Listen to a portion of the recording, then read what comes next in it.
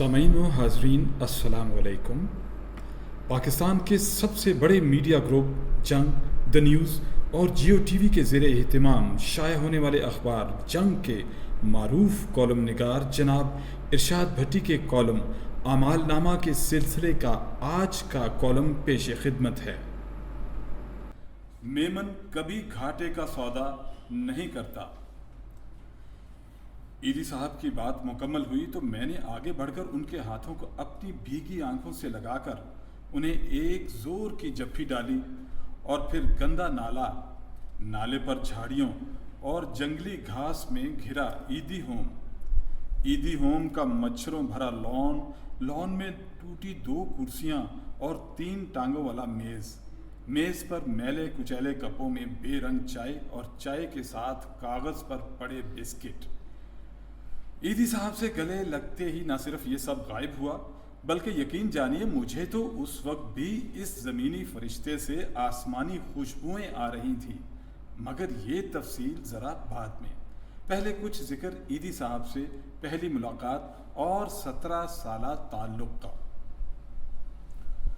سال 1999 اور گرمیوں کی ایک تپتی دوپہر،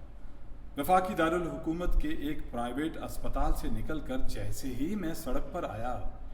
تو سڑک کے کنارے کھڑی ایدی ایمبولنس کے ساتھ درخت کے نیچے فٹ پاتھ پر بیٹھے 3-4 لوگ اور ان لوگوں کے درمیان عبدالستار ایدی دکھائی دیے۔ قرا کھلی ٹوپی، ملیشیا کی شلوار قمیض اور ربڑ کی چپل پہنے، گرمی، پسینے اور گاڑیوں کے دھوؤں سے بے نیاز گرم فٹ پاتھ پر بڑے سکون سے بیٹھے اپنے پسندیدہ ایدی صاحب کے قریب پہنچ کر جب میں نے ان کے سامنے بچھے کپڑے اور کپڑے پر پڑے نوٹ دیکھے تو مجھے پتہ چل گیا کہ وہ چندہ اکٹھا کرنے کی مہم پر۔ میں نے ان سے ہاتھ ملایا، مشینی انداز میں اپنی جیبیں خالی کی، سب کچھ بچھے کپڑے پر رکھا اور پھر درخت کے نیچے وہیں فٹ پاتھ پر بیٹھ گیا۔ وقفے سے آتے لوگ ایدی صاحب سے ہاتھ ملاتے، حال احوال پوچھتے اور حسب استطاعت پیسے دے کر چلے جاتے۔ تھوڑی دیر بعد جب ایک خاتون پیسوں کے ساتھ جوس کے ڈبے اور پانی کی بوتلیں بھی دے گئی تو اپنے ارد گرد بیٹھے لوگوں میں پانی اور جوس تقسیم کرتے کرتے ایدی صاحب نے جوس کا ایک ڈبہ میری طرف بھی بڑھایا۔ بس پھر کیا، میں تو اسی موقع کی تلاش میں تھا۔ پہلے تو میں نے جوس کا اتنی بار شکریہ ادا کیا کہ ایدی صاحب میرا شکریہ ادا کرنے پر مجبور ہو گئے۔ پھر 2-4 باتوں کے بعد لوہا گرم دیکھ کر جب میں نے انہیں آہستہ سے یہ بتایا کہ جناب میرا تعلق صحافت سے، تو نہ صرف انہوں نے مجھ سے بات چیت شروع کر دی، نہ صرف ان کے لہجے میں اپنائیت آئی بلکہ کچھ دیر بعد وہ اٹھ کر میرے پاس ہی آ بیٹھے۔ اب میرے سوال تھے اور ایدی صاحب کے جواب، اور ان جوابوں میں طرح طرح کے قصے اور کہانیاں۔ وقت کو ایسے پر لگے کہ عصر کی اذان ہونے پر معلوم پڑا کہ فٹ پاتھ پر بیٹھے بیٹھے 3 گھنٹے ہو گئے، اور وہ بھی دھوپ اور حبس میں۔ اب میں نے جانے کی اجازت چاہی تو ایدی صاحب بولے، تمہیں یہاں کے ایدی ہوم کا پتہ ہے؟ میں نے کہا ہاں۔ کہنے لگے کل فارغ یعنی کہ فارغ ہو کر آ جانا، میں وہیں ہوں گا۔ اور پھر اگلی دوپہر ایدی ہوم کے برآمدے میں ایک معذور کے کپڑے بدلواتے ایدی صاحب کو جب میں نے سلام کیا اور سلام کا جواب دینے کے بجائے جب انہوں نے کنگھی پکڑا کر مجھے اس معذور کی کنگھی کرنے کو کہا تو پھر ایدی صاحب سے اس تعلق اور اس رشتے کی ابتدا ہوئی کہ جو رشتہ اور جو تعلق ہر شے پر بھاری، اور پھر جس رشتے اور جس تعلق کے جھنڈے تلے ہم نے اسلام آباد کی سڑکوں پر چندے مانگے، جھاڑو پھیرے اور صفائیاں کی، بکروں کی کھالیں اتاری، بیل ذبح کیے اور مرغیاں کاٹی، سبزیاں بنائیں، چاول پکائے اور معذوروں کو کھانے کھلائے، پاگلوں کو نہلایا اور گالیاں دیتے بابے بابیوں کو زبردستی دوائیاں پلائیں۔ ان گزرے 16-17 سالوں میں میں ان کے ساتھ 20 لمبی ملاقاتیں اور درجنوں طویل نشستیں، وہ اندر باہر سے درویش اور سر تا پاؤں عاجز۔ ان کی جو جلوت تھی وہی ان کی خلوت بھی، ان کے جو دل میں ہوتا وہی زبان پر بھی۔ انسانیت کو اپنا مذہب اور پاکستانی معاشرے کو بد چلن، بد نیت، سکینڈل باز، چغل خور اور خود غرض کہنے والے ایدی صاحب کو کفر کے فتووں سے جان سے مار دینے کی دھمکیوں تک اور عیدی ہوم میں ڈاکہ پڑنے سے خود بستر مرگ پر پڑنے تک جہاں میں نے کبھی انہیں پریشان نہ دیکھا، وہاں کسی اعزاز، کسی ایوارڈ اور کسی کامیابی پر انہیں کبھی آپے سے باہر ہوتے بھی نہ دیکھا۔ لیکن یہ بھی سچ کہ وہ من موجی اور موڈی، اور وہ بھی ایسے کہ اپنی شادی والے دن دلہن اور باراتیوں کو چھوڑ کر محلے کی زخمی بچی کو لے کر اسپتال چلے جائیں، اور ان دنوں جب وہ گلیوں اور محلوں میں ایک ایک پیسہ اکٹھا کر رہے ہوں، تب انہیں کراچی کے ایک سیٹھ کا فون آئے کہ میرے گھر سے 10 لاکھ لے جاؤ، یہ جواب دیں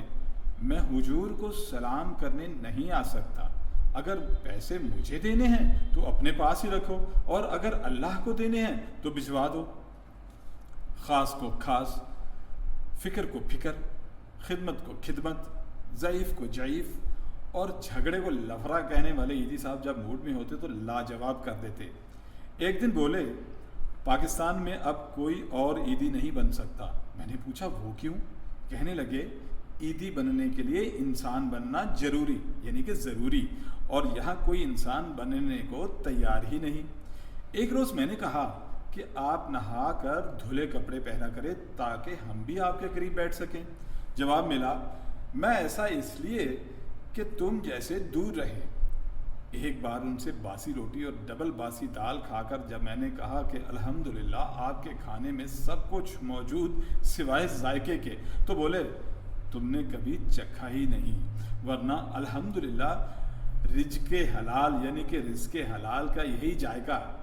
ذائقہ۔ ایک مرتبہ جب میں نے کہا کہ آپ ہیں بڑے چالاک، ایک طرف آنکھیں عطیہ کر کے ثواب بھی کما لیا اور دوسری طرف اوپر جا کر خود نئی آنکھوں سے نئی دنیا دیکھیں گے، جبکہ پرانی آنکھیں یہاں پرانی دنیا بھی دیکھ رہی ہوں گی۔ ہنس کر بولے میمن کبھی گھاٹے کا سودا نہیں کرتا۔ اور پھر وہ شام تو میں بھلا ہی نہیں سکتا کہ جب عیدی ہوم کے لان میں بیٹھے عیدی صاحب سے میں نے پوچھا زندگی کا کوئی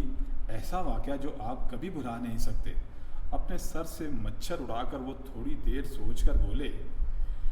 ایک بار مجھے پتا چلا کہ کراچی کے ایک نالے میں بوری بند لاش پڑی ہے، لیکن چونکہ نالا ٹٹیوں اور پیشابوں یعنی کہ پیشابوں والا ہے، لہٰذا کوئی یہ لاش نکالنے پر راضی ہی نہیں ہو رہا۔ میں ایمبولنس لے کر وہاں پہنچا، کپڑوں اور جوتوں سمیت نالے میں اترا، ٹٹیوں پیشابوں میں گلے تک ڈوب کر بوری نکالی اور پھر اسے عیدی ہوم لا کر جب کھولا تو اندر مردانہ لاش کے 50 وہ ٹکڑے ملے کہ ہر ٹکڑا ایسا گلا سڑا ہوا کہ اگر ذرا سا بھی ہاتھ سخت لگ جاتا تو ٹکڑے کے مزید ٹکڑے ہونے لگتے۔ خیر، جس دن میں نے ان ٹکڑوں کو غسل، کفن اور جنازے کے بعد دفنایا، اسی رات مجھے خواب آئی کہ میں ایک میدان میں پیشاب اور ٹٹیوں سے لتھڑا کھڑا ہوں کہ اچانک آسمان سے نورانی چہروں اور چمکتے لباسوں والی مخلوق اتری، اور اس نے آتے ہی پہلے مجھے خوشبوؤں والے پانی سے نہلایا، پھر خوشبوؤں بھرے چمکیلے کپڑے پہنا کر مجھے ایک دودھ جیسی سفید چیز پینے کو دی، اور ابھی میں نے پہلا گھونٹ ہی بھرا تھا کہ میری آنکھ کھل گئی۔ لیکن مجھے یہ اچھی طرح یاد کہ جب میری آنکھ کھلی تو نہ صرف پورا کمرہ خوشبو سے مہک رہا تھا، بلکہ مجھے اپنے منہ میں اس دودھ جیسی چیز کا ذائقہ بھی محسوس ہو رہا تھا۔ عیدی صاحب کی بات مکمل ہوئی تو میں نے بے اختیار آگے بڑھ کر ان کے ہاتھوں کو اپنے ہاتھوں میں لے کر اپنی بھیگی آنکھوں سے لگایا اور انہیں ایک زور کی جپھی ڈالی، اور پھر گندا